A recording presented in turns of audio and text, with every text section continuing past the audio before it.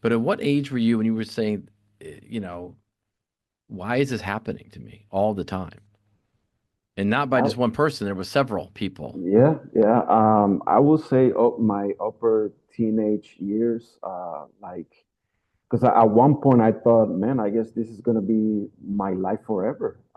People are gonna abuse me, especially by male figures.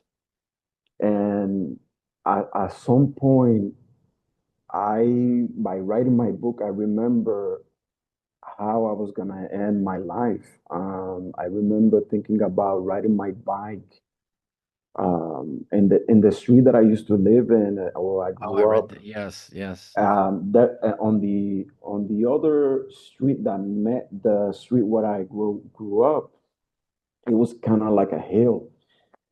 And I remember I'm just gonna ride my bike downhill and wait for a car to hit me when I get to the other street, which was the main busiest street. It was like the main street of my neighborhood. Wow. How old And were you? How old were you then, if you don't mind me asking?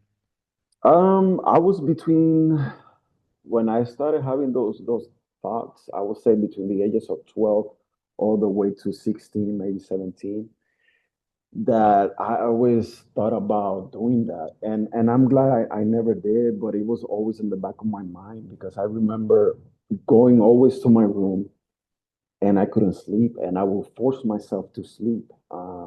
But I remember falling asleep crying because I'm like, I cannot believe that this is my life.